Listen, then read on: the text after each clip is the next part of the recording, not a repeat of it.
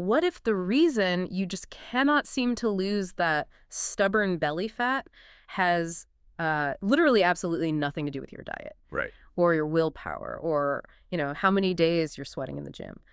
What if it's all tied to that single, supposedly relaxing glass of wine you had at like 9 p.m. last night? It's a terrifying proposition, honestly, when you realize just how mechanical the whole thing is. Yeah. We spend so much time, obsessing over these macro-level actions, counting every single Share calorie. those steps. Exactly, tracking miles run. But we're completely blind to the invisible feedback loops that are actually dictating our metabolism. Right. We treat the human body like it's this simple math equation, right? Calories in, calories out. But in reality, it's a highly sensitive, totally interconnected ecosystem. Okay, let's unpack this. Welcome to the deep dive. If you're listening to this right now, whether you are, the learner we always talk about, or maybe you're a stressed professional just trying to mentally prep for a high-stakes meeting. Or a sleep-deprived parent. Oh man, especially a sleep-deprived parent just trying to keep your head above water. Or even if you're just insanely curious about how the human machine actually operates, this conversation is completely custom-tailored for you. It really is. Today, our mission is to take a comprehensive, completely uncompromising look at the biochemical and behavioral levers you can pull to optimize both your physical and your cognitive performance. We're ditching the jargon today. Completely. We are moving way past the superficial health advice and getting straight to the actionable, science-backed mechanisms that actually run your life. And I have to say, the material we're dissecting today is phenomenal for tearing down those superficial layers. It's so good. We're analyzing this extensive excerpt from the Diary of a CEO, specifically a really deep and revealing conversation with a health and science expert who's referred to in the text as Ben. What makes this particular dialogue so compelling is its trajectory. It's the ultimate Trojan horse. I mean, it lures you in with a premise that sounds like a standard fitness industry fare, right? How to lose midsection fat. Right, which everyone wants to know. Exactly. But within minutes, it just rapidly evolves into an absolute masterclass on cellular energy, the preservation of your brain tissue, and those hidden feedback loops we just mentioned. Loops that literally dictate how you feel, how you think, and how you act every single day. So let's just dive right into what I think is easily the most misunderstood miracle molecule in the entire health and wellness space right now. I am talking about creatine. The reputation of creatine is it's fascinating from a sociological perspective. I mean, for decades, it's been entirely pigeonholed. Oh, completely pigeonholed. If you mention creatine to the average person on the street, they immediately picture, like, a gym bro in a tank top. Yeah, aggressively shaking a neon-colored drink. Right. Trying to build massive biceps. But the research we're looking at here reveals a massive paradigm shift. The absolute hottest, most cutting-edge evidence coming out right now has almost nothing to do with the biceps. It's all about the human brain. It's wild. To understand why this paradigm shift is happening, we really have to look past the muscle tissue and examine the fundamental science of cellular energy. Specifically, we need to talk about the ATP cycle. Let's do it. So ATP stands for adenosine triphosphate. If you visualize the molecular structure of that word triphosphate, it's a single molecule of adenosine holding onto a chain of 3 phosphate groups. Right.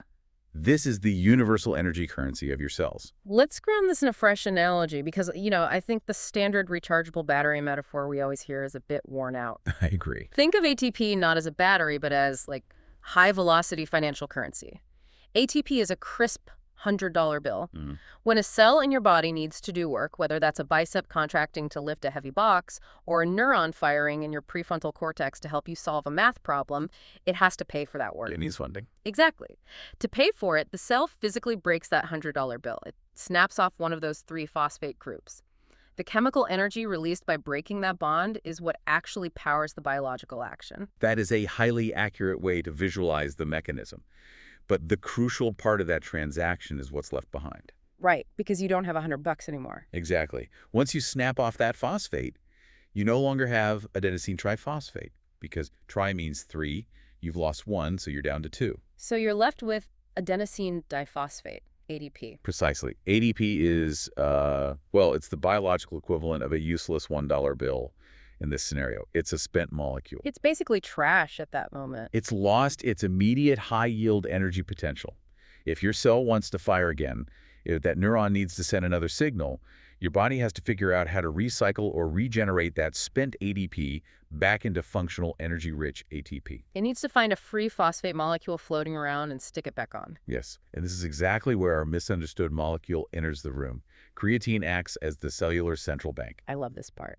When you consume creatine, it's absorbed into your cells and binds with a phosphate, forming something called creatine phosphate. And it just sits there, acting as this massive, readily available trust fund of potential energy. Just waiting. Right. It holds onto that extra phosphate specifically so it can step in, find that useless ADP, and instantly donate the phosphate. It pays the difference, rapidly recycling the ADP back into ATP. It accelerates the restoration of the cell's energy capacity to an incredible degree. Now, the traditional, well-known application of this mechanism was purely physical, like in a gym setting. Sure. If you're doing a heavy set of squats, you are burning through ATP in seconds. If your muscle tissue is fully saturated with creatine phosphate, your resting periods between sets can be drastically shorter. Because your body's ability to regenerate that ATP is accelerated. Right, allowing you to perform more total mechanical work in a given time frame. The research discussed in the text points out that muscular creatine saturation increases strength by up to 10%, power output by up to 15%, and, noticeably reduces muscle damage markers after intense exercise. But here's the thing. Yeah. What's fascinating here is that while we understand the physical application, we have to ask a bigger question. If creatine is a naturally occurring amino acid derivative and its primary job is this rapid, explosive energy regeneration, does this mechanism only apply to short, intense bursts of physical stress? Oh, that's my major pushback right there. Or are we talking about a continuous, quiet background process that we rely on just to, stay conscious? And that is the pivotal question that bridges the gap between sports nutrition and cognitive neurology. It is absolutely a continuous background process. Oh. And when we look at continuous energy demand, the most energy-hungry, metabolically demanding organ in your entire body is not your quads or your back. It's your brain. It's your brain. The brain consumes roughly 20% of your total resting energy, despite being only 2% of your body weight. That's a crazy ratio. It's massive. And the newest frontier of research focuses heavily on how creatine increases and preserves that baseline brain energy. Which brings us to the sleep deprivation studies highlighted in the conversation, which are honestly staggering. They really are. The conversation details a highly specific clinical study on sleep deprivation. Researchers took individuals, sleep-deprived them significantly, and divided them into two cohorts. Okay. One group was given an acute dose of creatine, and the other was given the placebo. They then ran both groups through a battery of rigorous cognitive and psychomotor tests. And the placebo group presumably just fell apart. Complete cognitive degradation. The sleep-deprived individuals on the placebo performed terribly. They were lethargic, their reaction times tanked, their executive function and working memory were severely impaired. Which is exactly how you feel when you don't sleep. Exactly. But the treatment group, the individuals who were equally sleep-deprived but supplemented with creatine, maintained a significantly higher baseline of cognitive performance. No way. Yes. They were alert, fast, and processed information effectively, despite the profound lack of sleep. This is where we need to draw a massive, bright red line for the listener. Because, when you are a new parent getting 3 hours of interrupted sleep, or you're a professional pulling a red-eye flight, your brain isn't just tired in some vague emotional, psychological sense. Right. It is literally physically starved of ATP. Your neurons cannot pay the biochemical cost of firing. And when people feel that way, what is the immediate societal reflex? We reach for coffee. We reach for a central nervous system stimulant. And the distinction between caffeine and creatine in this context is paramount. Yeah, explain that. When you drink a cup of coffee, caffeine does not give your brain energy. Yeah. Caffeine works by antagonizing adenosine receptors. It essentially places a chemical blindfold over the receptors in your brain that tell you you're exhausted. It masks the fatigue. It entirely masks it. It's like putting a piece of black tape over the check engine light on your dashboard. You feel better, but the engine is still completely out of oil. That's a perfect metaphor. Creatine is fundamentally different. It's not a stimulant. It's not tricking your brain into feeling awake. It is literally providing the neuronal tissue with the raw energetic currency it's lacking due to the sleep deprivation. You are funding the energy account, not just ignoring the debt. Exactly. But, okay, if someone listening to this decides they want to fund their brain's energy account right now, There's a massive practical hurdle here that the text outlines. The dosage discrepancy. Yes, the dosage discrepancy. This is where I think 90% of people get it wrong. If you look at the back of any standard creatine tub, the recommended dose is 5 grams of creatine monohydrate a day. Which is standard. And yeah, 5 grams is plenty to saturate the muscle tissue in your arms and legs. But to get this cognitive effect, to actually push this molecule into the human brain, You need a significantly higher payload. Because the human brain is guarded by the blood-brain barrier. It's a highly selective, semi-permeable border that protects the central nervous system from circulating blood. Furthermore, the brain actually synthesizes a small amount of its own creatine internally. Oh, I didn't know that. Yeah, and because of these factors, the brain is highly resistant to taking up exogenous creatine from the bloodstream. To force that uptake, to cross that threshold and fully saturate the brain tissue, the research indicates you need a daily intake of 10 to 15 grams of creatine. That is double or triple the standard dose. It's wild to think about how many people have probably tried a 5-gram scoop, felt noticeable improvement in their brain fog or their sleep deprivation, and just abandon it. Completely unaware that they simply didn't hit the biochemical threshold required to breach the blood-brain barrier. Right. But beyond the dosage, the demographics discussed in this material are equally fascinating. We have to talk about the gender divide here. Yes, this is crucial. I've noticed this in my own life.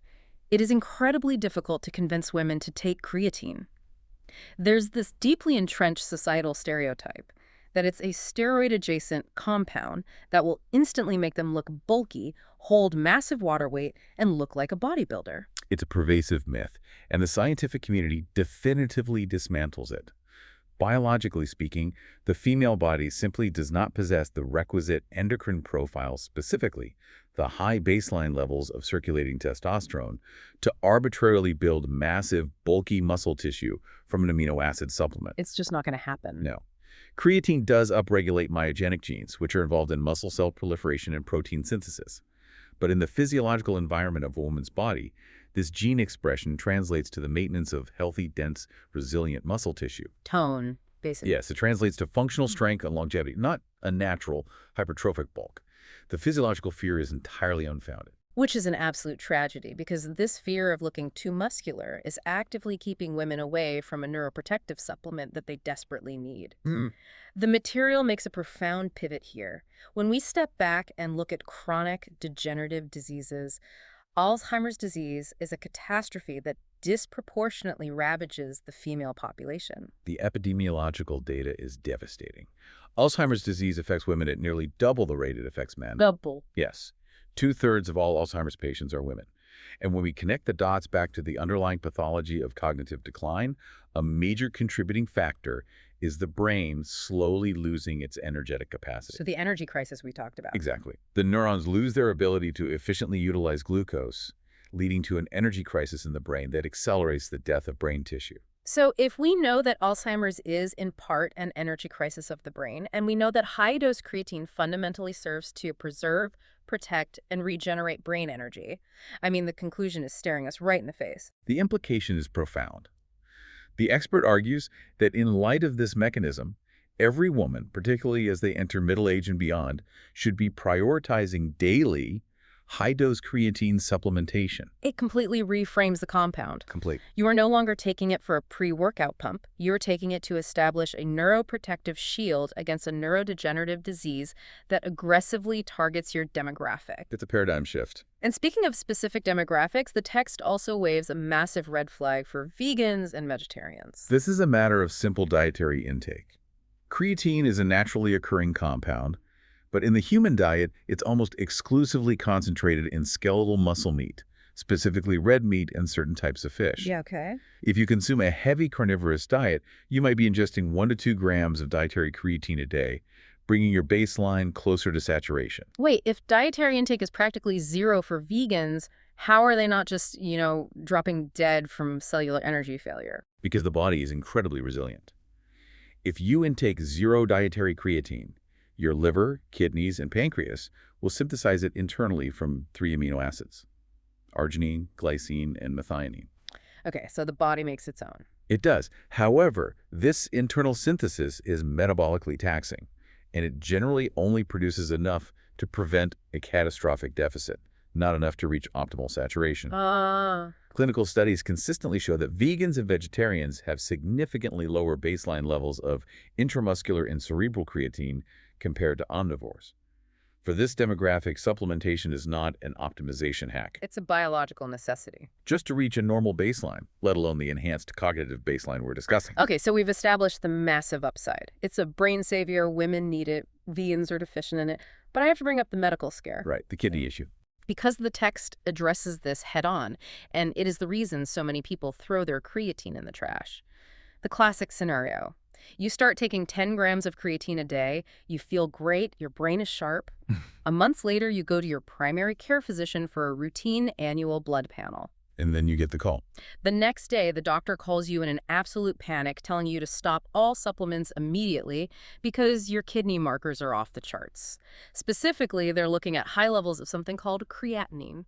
This is perhaps the most enduring, frustrating fallacy surrounding creatine supplementation, and it stems from a fundamental misinterpretation of clinical diagnostic markers. Okay, break this down for us. We have to clearly distinguish between creatine, the energy-donating molecule we have been discussing, and creatinine, spelled with an INE at the end. Creatinine is nothing more than the metabolic waste product of creatine. It's the exhaust pipe of the cellular engine. Exactly. Once creatine phosphate has done its job in the cell, once it has donated that phosphate to regenerate ATP and lived its functional life, the molecule degrades into creatinine. Right.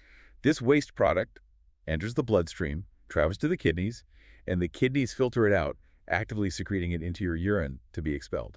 So if a doctor is looking at a normal, unsupplemented patient and their blood creatinine levels suddenly spike, the doctor rightly assumes the kidneys are failing to filter the blood properly, causing waste to back up in the system. Correct. In standard clinical diagnostics, elevated creatinine is a highly reliable proxy marker for renal distress or kidney failure. But context is everything in biochemistry. Yes. If an individual is actively and purposefully ingesting 10 to 15 grams of pure creatine every single day, it is a mathematical and biochemical certainty that their body is going to produce a vastly larger volume of the waste product, creatinine. I love the analogy of a factory for this. Imagine your body is a manufacturing plant. If you suddenly triple the amount of raw materials going into the factory, you're going to see 3 times as many delivery trucks full of waste leaving the loading dock at the back. Naturally. Right. If a city planner looks at the road and sees all those garbage trucks, they might panic and think the city's waste management system is broken. But the road isn't broken. The system isn't failing. The factory is just running at triple capacity. That is a brilliant way to frame it. In scientific literature, we refer to this phenomenon as a diagnostic artifact. A diagnostic artifact. It is a misleading manifestation of the intervention itself. You're looking at a marker that historically indicates pathology, but in this isolated context, it merely proves the supplement is being metabolized. The text highlights long-term definitive safety data to put this to rest. Good. They reference a comprehensive 5-year study tracking athletes who are consuming up to 20 grams of creatine a day, a massive continuous load. 20 grams a day for 5 years. Yes. And after 5 years of this heavy dosage, detailed renal scans and glomerular filtration rate tests showed absolutely zero evidence of kidney damage or adverse changes to kidney function. Wow. The danger of creatine destroying your kidneys is a persistent myth built on a misunderstood artifact. All right, so creatine gives your brain and your muscles the raw, energetic potential to change your life. It funds the cellular bank account. But here's the harsh reality that transitions us into the second major theme of this text. And this is where it gets tough. Yeah. All the cellular energy in the world isn't going to help you if your daily behavioral habits are fundamentally working against your biology. You can have a fully charged battery, but if the machine is wired backwards, it doesn't matter. It really doesn't. Let's pivot to the psychological and metabolic side of this conversation. Let's talk about habits, and let's talk about the persona the text introduces, Dave. Dave is a hypothetical persona constructed in the material, but he serves as a painfully relatable archetype for modern metabolic dysfunction. I think everyone listening knows a Dave. Honestly, many of us have been Dave at some point in our life. Probably most of us. Right. Dave is a 35-year-old guy. He's a father. He has a demanding job.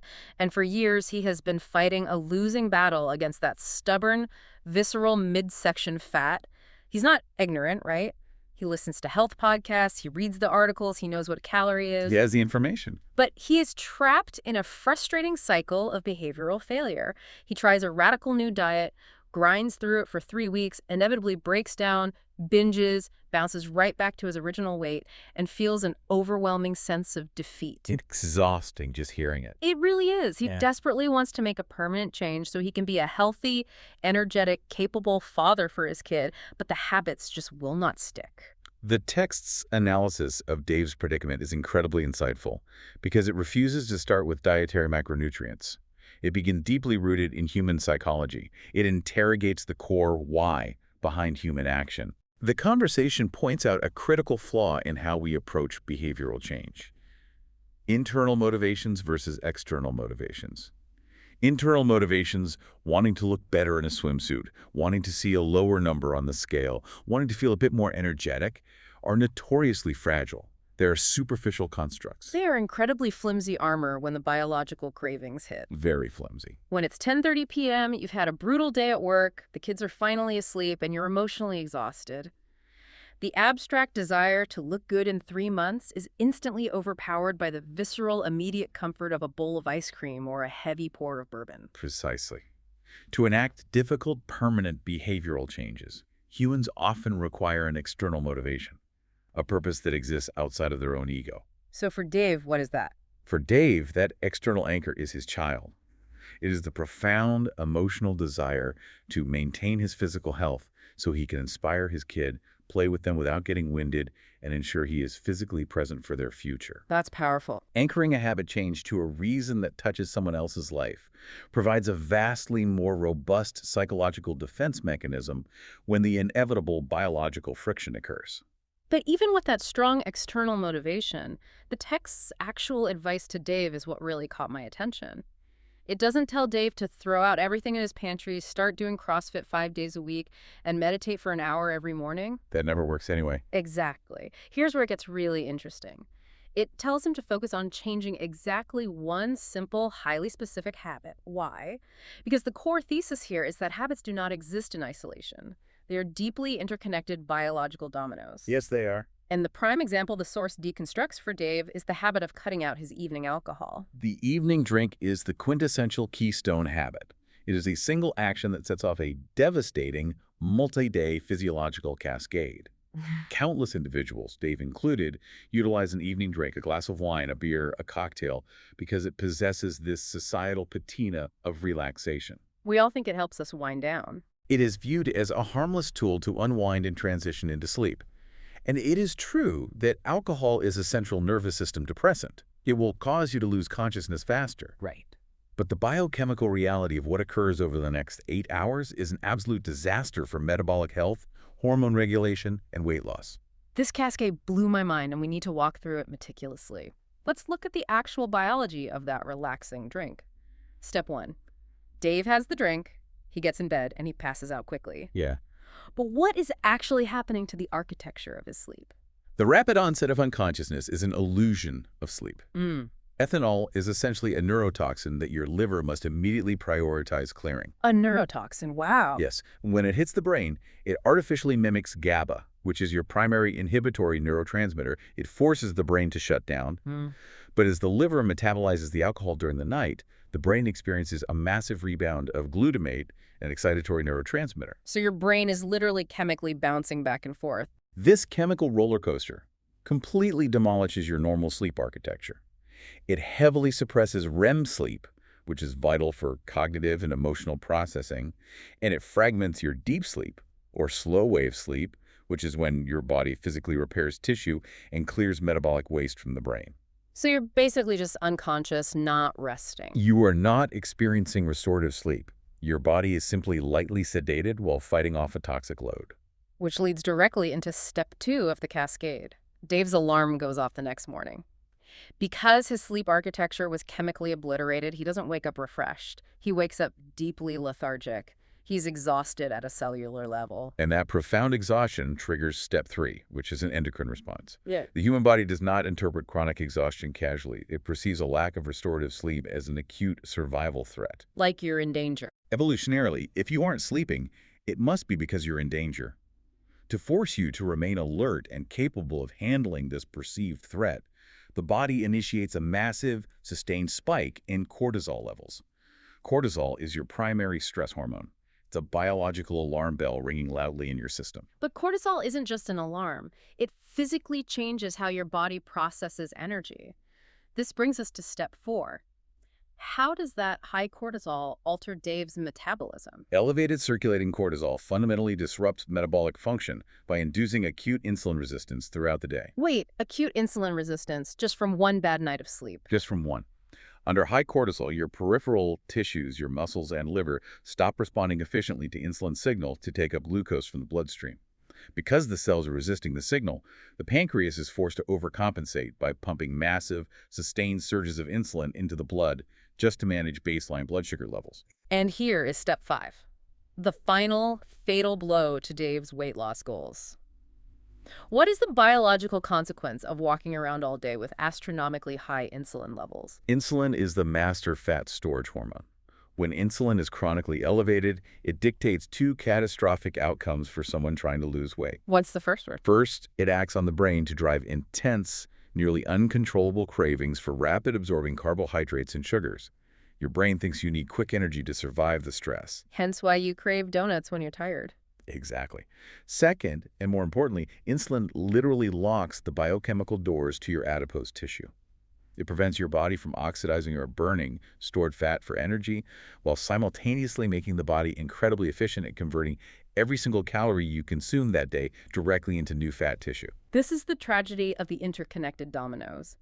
By having that one innocent-seeming drink at 9 p.m. to wind down, Dave has chemically engineered his biology so that the entire next day he will be tired, stressed, fighting intense junk food cravings, and biochemically primed to store every calorie as visceral fat.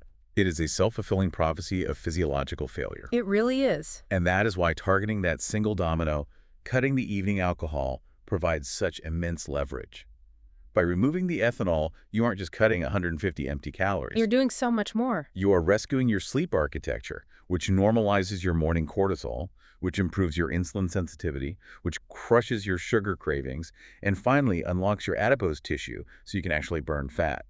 Changing one singular input fundamentally alters the entire metabolic landscape of the following 24 hours. It's the ultimate biohack, and it doesn't cost a dime. The text briefly touches on another one of these micro-habits that reverses a negative cascade. The concept of shifting your caloric intake by eating a substantially larger lunch and a very late dinner. That's a great example. Right. On the surface, that sounds like a meaningless diet tip. You think, thermodynamics is thermodynamics. Calories are calories. Who cares what time the clock says when I swallow them? But our biology is highly sensitive to circadian timing. If you consume a heavy, calorically dense meal at 8:30 p.m., your digestive tract is forced to work heavily throughout the night. While you're trying to sleep. Exactly. Yeah. This elevates your core body temperature and heart rate, which independently fragments your sleep architecture, leading right back to that cortisol and insulin cascade we just detailed. Oh, wow. So late night eating acts just like the alcohol. Biochemically, the outcome is very similar. By shifting the bulk of your calories to 1 p.m., you ensure you aren't ravenous in the evening. You prevent the late-night binge. Your digestive system is empty and resting when you go to sleep. Your core temperature drops properly. Your deep sleep is optimized, and your morning cortisol remains low. It is the exact same biological sequence, just run in a positive, restorative direction. But, as we pull these behavioral dominoes apart, it becomes glaringly obvious that alcohol and late-night pizza are just the voluntary, exogenous ways we destroy our sleep architecture. The broader underlying villain in this metabolic cascade is the lack of sleep itself and the stress it induces. We can't always control our sleep, right? Right. Sometimes work, kids, or just life happens. Which means we need to take a much deeper look into our body's emergency response systems. This leads us perfectly into Section 3, the silent saboteurs of health. This brings us to a concept introduced in the text that fundamentally challenges how most people view metabolic disease: fast insulin resistance. Fast insulin resistance. Yes.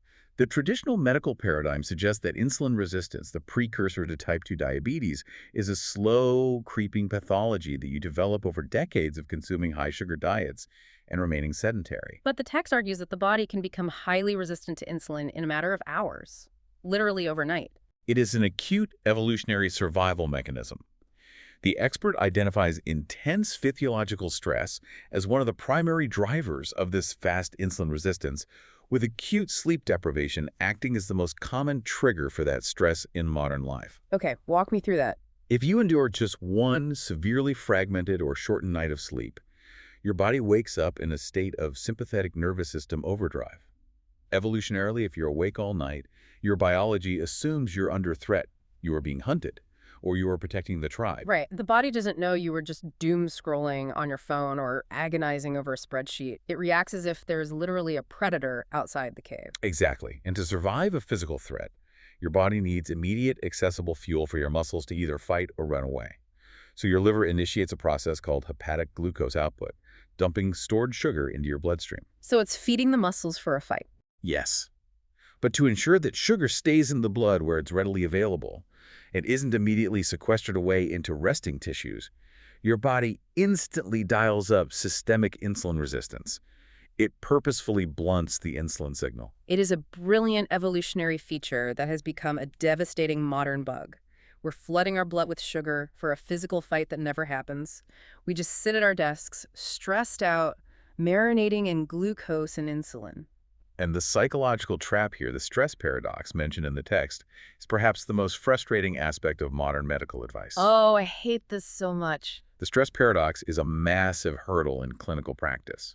If Dave goes to his doctor and his blood work shows fast insulin resistance, high cortisol, and poor sleep metrics, the most common, well-intentioned advice the doctor will give is, Dave, you need to find a way to reduce your stress. Which is the most infuriating thing you can say to a stressed person. If Dave knew how to turn a dial in his brain and shut off his anxiety, he would have done it years ago. Of course he would have. Telling a chronically stressed, sleep-deprived individual to stop being stressed is just handing them another abstract task that they are currently failing at. It just induces guilt, which spikes their cortisol even higher. It's a completely useless psychological intervention. It highlights the limitation of purely behavioral advice in the face of acute physiological momentum. When your internal chemistry is screaming that you are in danger, you cannot simply mindfulness your way out of it. No, you can't. This is where the conversation pivots to highly actionable biochemical interventions. If you cannot psychologically talk your brain out of a stress state, you have to biochemically force the hardware to downregulate the alarm. You have to hack the hardware. And the first biochemical tool they introduce is ashwagandha. The text specifically highlights using a therapeutic dose in the form of an adaptogen gummy, like a Goli gummy, which is incredibly practical because choking down raw, bitter root powders is terrible. It really is. But what is an adaptogen actually doing under the hood? How is it hacking the hardware? The mechanism of action is fascinating. Ashwagandha contains active compounds called withanolides. These compounds interact directly with the HPA axis, the hypothalamic pituitary adrenal axis. Okay. That is the exact hardware system responsible for threat detection and cortisol production.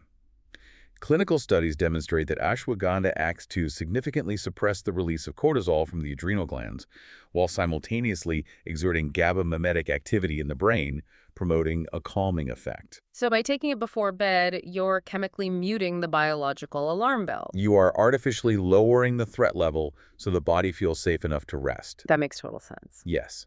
And the text notes two specific clinical outcomes of this intervention. A reduction in sleep latency, which is the measurable time it takes you to transition from full wakefulness to the first stage of sleep, and a measurable improvement in the sleep architecture we dissected earlier. You spend vastly more time in those restorative deep sleep phases because the cortisol interference has been removed. So you aren't just buying more hours in bed, you're buying higher quality repair time. And there is a hyper-specific practical tip buried in the text regarding evening routines that ties directly into this hardware hacking. The absolute necessity of avoiding nocturnal hypoglycemia. This is huge. Do not go to sleep with low blood sugar. This is a critical point that is routinely missed even by health enthusiasts. People will often purposefully starve themselves in the evening, thinking they're optimizing fat burning by going to bed hungry. I used to do that all the time. Right, many do.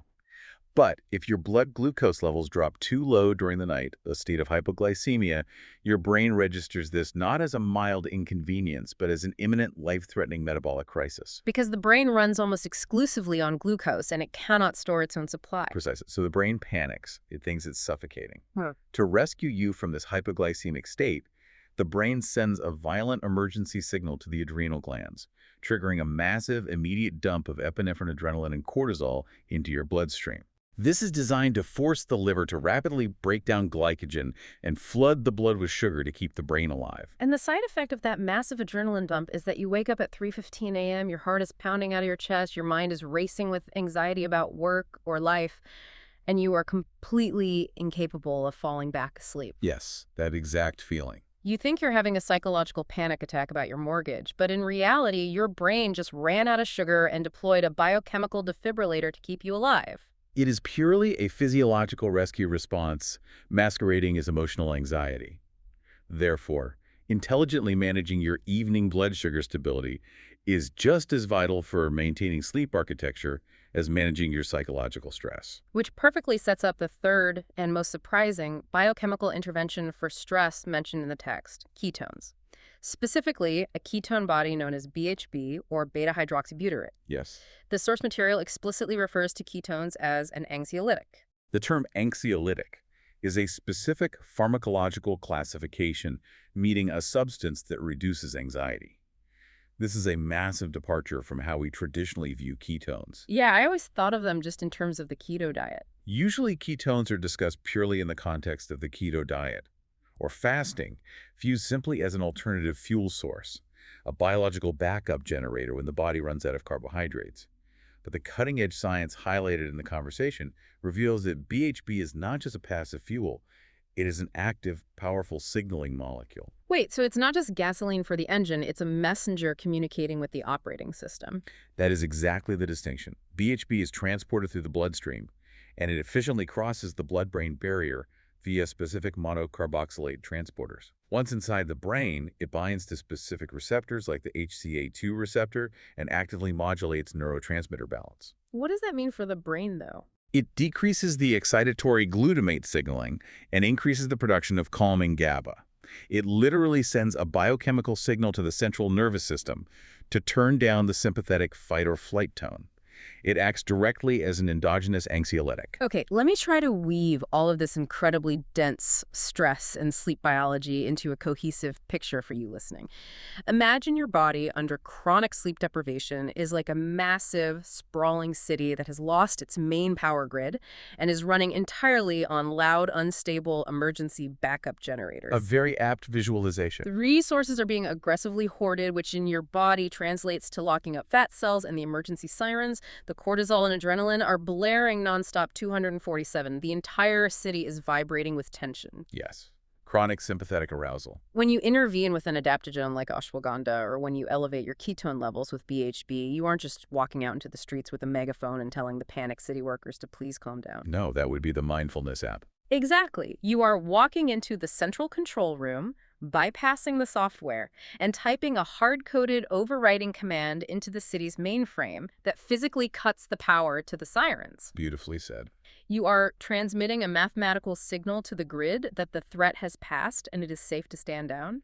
You are fixing the biological hardware, which then dictates the emotional software. That distinction is paramount. By deliberately changing the biochemical environment of the brain, you naturally and effortlessly change the behavioral and emotional output without needing to rely on sheer willpower. But, as we untangle this massive, complicated web of sleep architecture, cortisol spikes, and fast insulin resistance, the text reminds us that there is another major biological protagonist quietly operating in the background. This one is often overlooked. Especially for men entering middle age, like our hypothetical persona, Dave. This is often the most invisible, insidious hurdle of all. We have to talk about hormones. Specifically the phenomenon of andropause. Let's get into it. The cultural conversation around aging hormones is heavily and rightfully focused on menopause, the rapid, profound cessation of estrogen and progesterone production in women. But men experience their own distinct version of hormonal decline, albeit on a much more insidious, gradual scale. Right. The clinical term is andropause, a slow, steady, age-related reduction in the body's natural production of testosterone. And the text connects this hormonal reality directly back to Dave's struggles. If Dave is constantly exhausted, if he notices he's losing muscle tone despite going to the gym, and he's rapidly gaining that stubborn, hard, visceral belly fat, the root cause might not merely be the evening alcohol cascade or his fast insulin resistance. It could be a fundamental underlying hormonal deficit amplifying all of those other problems. It creates a devastating cyclical trap. A vicious circle. Yes, a biological vicious circle fueled by an enzyme called aromatase. Adipose tissue, specifically that hard visceral belly fat, is not just biologically inert blubber. It's doing something. It is a highly active endocrine organ. Visceral fat contains high levels of the aromatase enzyme, which literally takes your circulating testosterone and converts it into estrogen. Oh, wow. Therefore, gaining belly fat actively and aggressively lowers your testosterone levels. But the cruel irony is the reverse is also true. Having low testosterone makes you chronically lethargic, decreases your ability to maintain lean muscle mass, and makes your body incredibly susceptible to gaining even more visceral fat. Precisely. Dave is trapped in a self-reinforcing loop. He's gaining fat because his testosterone is low, and his testosterone is plummeting because he's gaining fat. He requires a massive physiological intervention to act as a circuit breaker. And my immediate pushback, what I think anyone listening would assume is, okay, if the blood work shows his levels are deeply suppressed, does he just bypass everything, go straight to a men's health clinic, and get a prescription for TRT? Testosterone replacement therapy, right? Is exogenous hormone injection the only way out of the loop? TRT is a highly valid, sometimes necessary medical intervention. However, the expert in the text explicitly suggests that exogenous hormones do not have to be the first line of defense. Interesting. If we connect this to the bigger picture of the body reacting to environmental stress, we can see how controlled, acute, extreme stressors can be harnessed to force the body to adapt in a positive direction. The text outlines a highly specific, intense natural protocol to force the body to autonomously upregulate testosterone production before resorting to needles. Yes. And this protocol is not for the faint of heart. We're talking about the ice bath followed immediately by a workout combination. The expert refers to this sequence as a wicked, awesome combination, and the underlying endocrinology is fascinating. It involves forcing yourself into an ice immersion or a cold plunge. Which is brutal. It is. This extreme thermal stress causes a massive acute shock to the sympathetic nervous system. Your blood vessels violently constrict to preserve core heat, and your adrenal glands dump a massive surge of norepinephrine and adrenaline into your system. You are artificially inducing the ultimate fight-or-flight response. It sounds like literal torture. But the biological payoff occurs in the transition. Right. Immediately upon exiting the freezing water, while your body is still surging with adrenaline and scrambling to reheat itself, you go straight into an intense, heavy resistance training workout. So you don't even warm up first? No, you go straight for the cold shock to the mechanical tension and muscle damage of the workout. Layering those two directly on top of each other sends an overwhelming, undeniable signal to your central nervous system. It tells the body, we are in an extreme, hostile environment that requires massive physical power to survive. Yes. And to adapt to that perceived hostile environment, the body has no choice but to rapidly upregulate its production of anabolic hormones, primarily testosterone.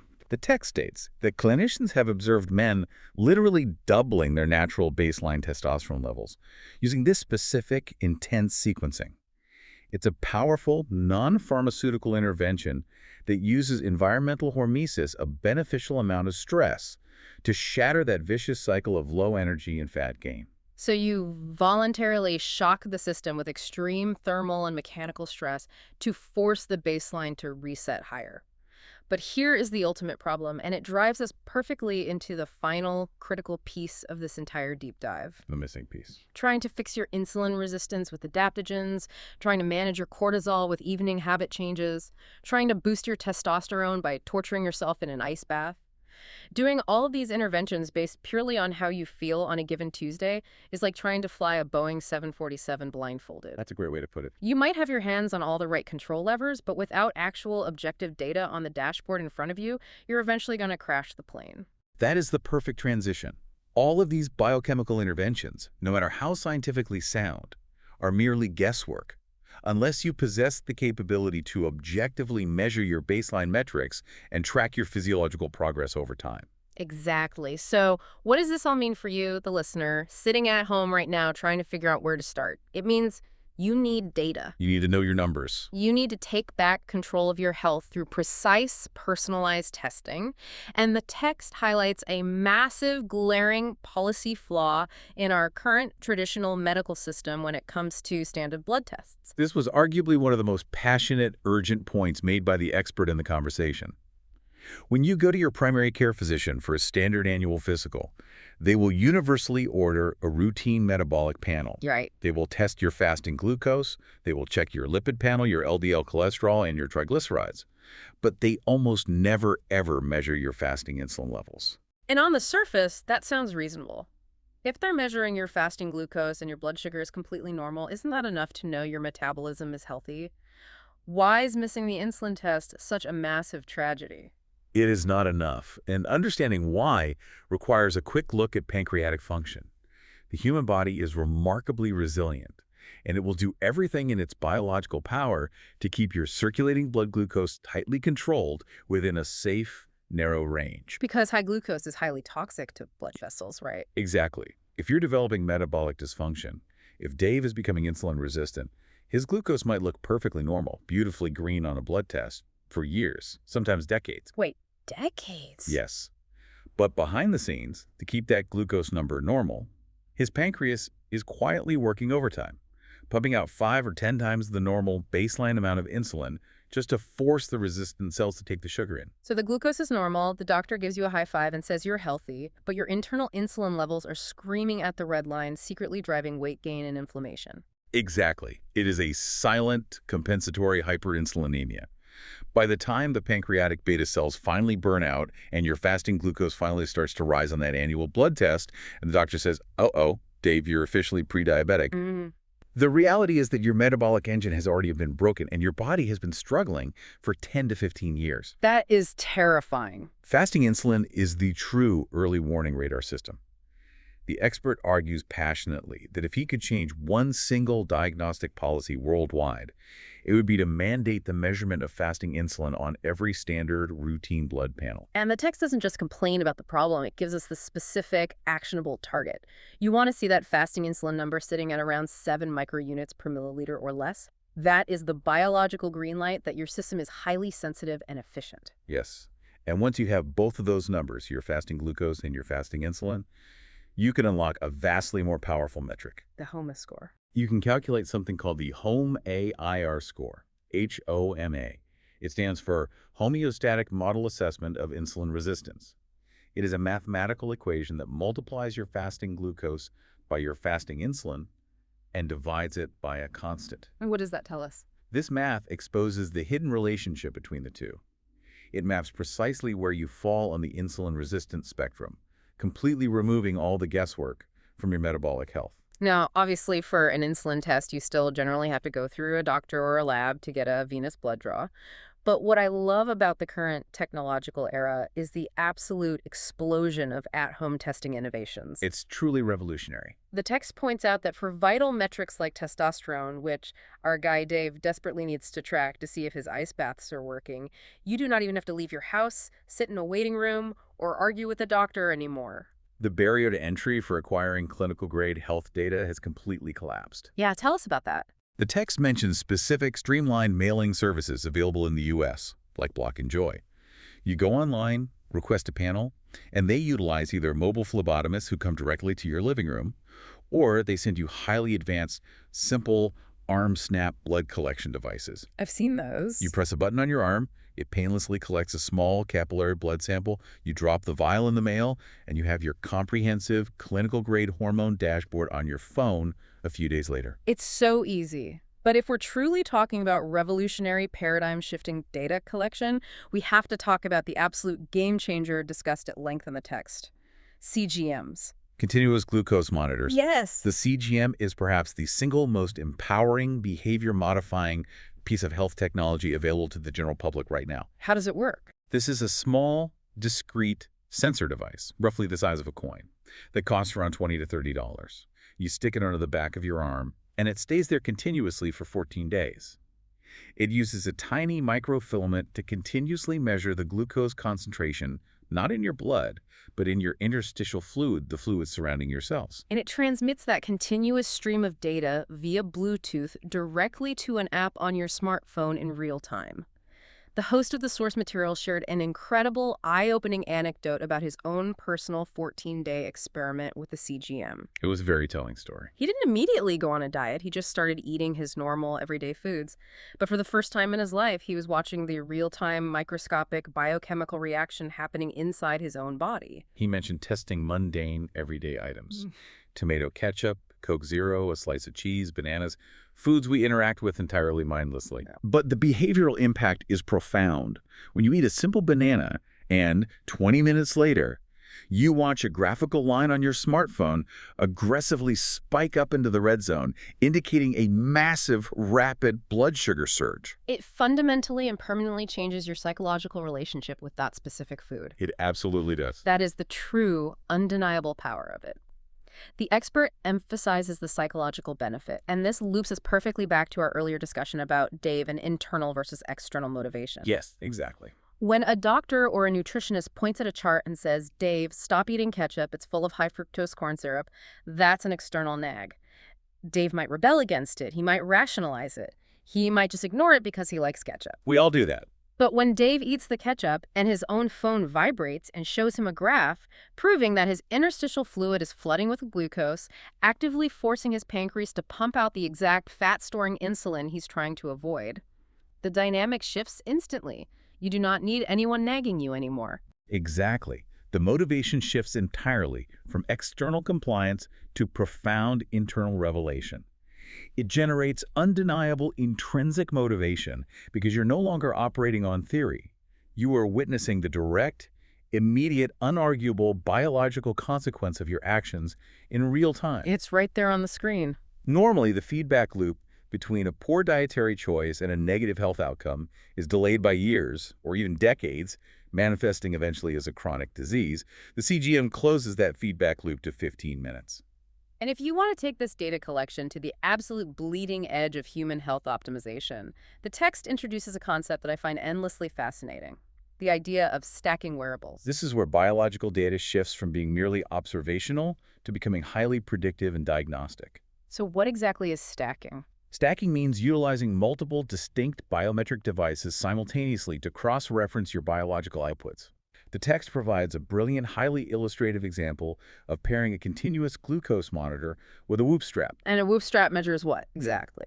A Whoop strap is a wrist wearable that heavily monitors your autonomic nervous system, specifically tracking your heart rate variability, or HRV. That is the prime physiological indicator of autonomic stress and the balance between your parasympathetic and sympathetic nervous systems. Okay, so imagine this scenario. You're sitting at work, wearing your Whoop strap, and the app pings your phone with an alert saying your physiological stress levels are currently off the charts, your HRV is tanking, your sympathetic tone is skyrocketing. Normally, without stacked data, you would look around your environment and attempt to deduce the cause.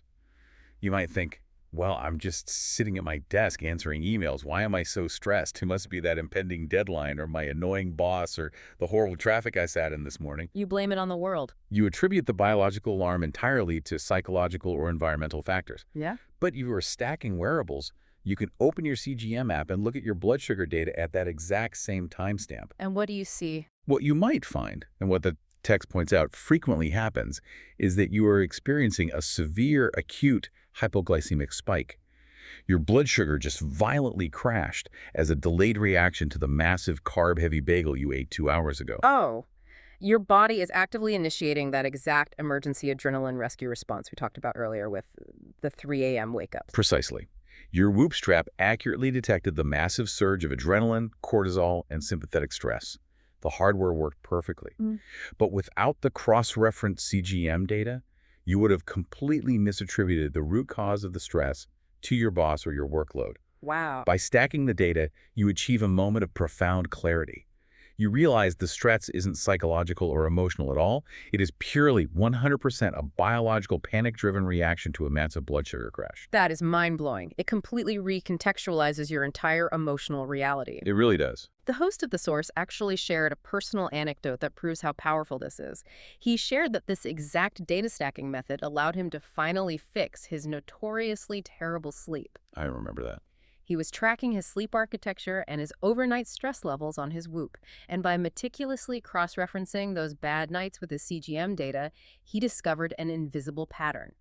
He realized that every single time he had a terrible, fragmented, low REM night of sleep, it was preceded by a massive, uncontrolled blood glucose spike late in the evening. He found the trigger. He identified the invisible variable, he changed his eating window to eliminate the evening spike, and he stated it was the single greatest positive change he had ever made to his sleep habits. It takes you from being a confused, passive victim of your body's symptoms to being an active, informed architect of your own biology. And the expert briefly touches on a fascinating, highly plausible prediction for the near future of health tech. What's the prediction? That within a few years, we will not need to awkwardly stack a Whoop strap, a CGM patch, and an Apple Watch. Soon, all of these disparate biosensors will be seamlessly merged into a single, non-invasive wearable device that continuously monitors glucose, HRV, cortisol proxies, and hormones, fully cracking the code of the human metabolism in real time. A unified, high-definition dashboard for the human machine. I absolutely cannot wait for that day. It will fundamentally and permanently alter the landscape of preventative medicine. Well, as we bring this massive deep dive to a close, I want to say a huge thank you to you for sticking with us through this incredibly dense biochemical journey. We have covered staggering ground today. We really have. We started at the microscopic level, unpacking the ATP-charging, battery-replenishing power of high-dose creatine to protect and preserve your brain tissue. We zoomed out to examine behavioral dominoes, watching how Dave's single, seemingly harmless evening drink triggered an inevitable destructive cascade of ruined sleep architecture, spiking morning cortisol, acute fast insulin resistance, and relentless fat storage. Such a powerful example. We explored how to aggressively fight back biochemically by hacking the hardware with adaptogens like ashwagandha and signaling molecules like BHB ketones. We uncovered the hidden cyclical traps of andropause and the intense testosterone resetting power of the cold plunge protocol. And we tied it all together with the data. Yes. Finally, we learned how to shine a piercing light on all of these invisible systems using fasting insulin tests, the OMAR score, and the behavioral revelation of continuous glucose monitors. The overarching, inescapable theme of this entire conversation is undeniable interconnection. The human body is not a collection of isolated parts. Pulling one specific lever, like shifting the timing of your daily calories, or supplementing to fundamentally raise your brain's cellular energy capacity, does not just change one thing. It sets off a massive chain reaction of vitality that cascades positively through your entire metabolic and psychological life. It really is a flawlessly interconnected machine. But before we sign off, we want to leave you with a final lingering thought to chew on as you go about the rest of your day. Yes. We have spent this entire deep dive meticulously examining the hard data we can objectively measure: circulating glucose levels, exact sleep latency metrics, creatinine waste clearance, precise testosterone numbers. But considering how profoundly a single invisible hypoglycemic blood sugar crash can perfectly masquerade as genuine, crippling emotional anxiety or overwhelming workplace stress, it raises a truly profound question. What's the question? What other emotional, psychological, or personality hurdles in your life right now are actually just biological data points waiting to be discovered? It makes you wonder, are you actually a depressed, unmotivated person, or is your brain simply starved of ATP? Exactly. Are you actually an anxious, high-stress individual, or is your insulin actively resisting your biology and flooding your system with adrenaline? It's a wild paradigm shift that puts the power back in your hands. Thank you so much for joining us. Keep questioning your biological baseline, keep optimizing your machine, and most importantly, keep diving deep.